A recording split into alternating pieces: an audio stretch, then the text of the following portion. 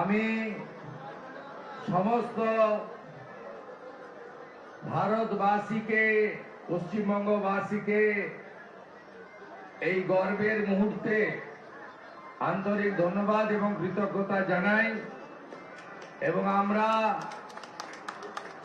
এই নিউ টাউনের পবিত্র রাম মন্দিরে আমরা 4টি মন্দিরে পুজো যজ্ঞতে অংশগ্রহণ করে বিশ্বের সর্বশ্রেষ্ঠ জনপ্রিয় নেতা নরেন্দ্র মোদীজির নেতৃত্বে 2047-এ ভারত যাতে বিকশিত ভারত হয় এবং ভারত যাতে বিশ্বগুরুতে পরিণত হয়, এই প্রার্থনা ভগবানের কাছে করলাম।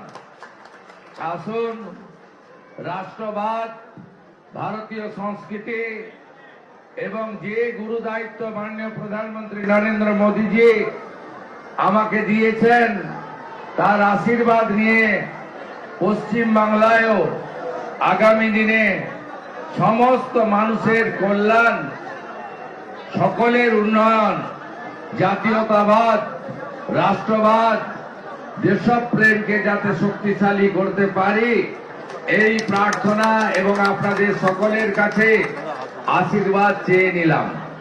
যেহেতু আজকে বিকেলে আমাদের সমস্ত এনডিএ মুখ্যমন্ত্রী, উপমুখ্যমন্ত্রীদের মিটিং আছে, তাই এখান থেকে আমি প্রস্থান করছি এয়ারপোর্টের উদ্দেশ্যে।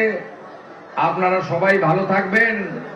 আমি বিশেষভাবে ধন্যবাদ জানাবো এই এলাকার বিধায়ক নির্বাচিত, তিনি নেতা নন, কর্মী, পীযূষ কানুরিয়াজিকে, যিনি এত সুন্দর ব্যবস্থা করেছেন। আমাদের রাজারহাট গোপালপুরের তরুণ বিধায়ক আইনজীবী তরুণ জ্যোতি তেওয়ারিকে, ভারতীয় জনতা পার্টির রাজ্যের সাধারণ সম্পাদিকা প্রাক্তন সাংসদ লকেট চট্টোপাধ্যায় মহোদয়াকে এবং পশ্চিমবঙ্গ সরকারের স্বাস্থ্য ও পরিবার কল্যাণ দপ্তরের মন্ত্রী, আমাদের বিধাননগরের লোকপ্রিয় বিধায়ক, এই রাজ্যের প্রথিতযশা চিকিৎসক ডাক্তার শারদ মুখোপাধ্যায়কে, এর বাইরেও মন্ডল সভাপতি, অসংখ্য কার্যকর্তা, রাজ্য ওবিসি মোর্চার প্রসেনজিৎ ঘোষ সহ আমার অনেক সহকর্মী আছেন। সময়ের অভাবে তাদের নাম বলতে পারলাম না। সবাইকে একযোগে সম্মানিত করে আমি এখান থেকে প্রস্থান করছি। ভারত মাতা কি, ভারত মাতা কি। নরেন্দ্র মোদী লহ প্রণাম, মোদী জি লহ প্রণাম, नरेंद्र मोदी लह प्रणाम, लह प्रणाम, लह प्रणाम। मोदी जी आगे बढ़ो, देश तुम्हारी साथ है, देश साथ है। मोदी जी आगे बढ़ो, देश तुम्हारी साथ है, साथ है, साथ है। সবাই ভালো থাকবেন। জয় হিন্দ। একটু বরণ করে নেব, একটু বরণ করে নেব।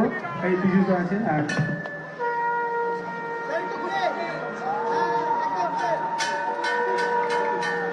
बोलो भारत माता की जय श्री राम, जय श्री राम।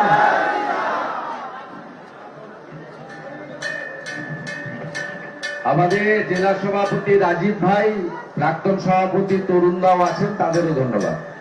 जय श्री राम।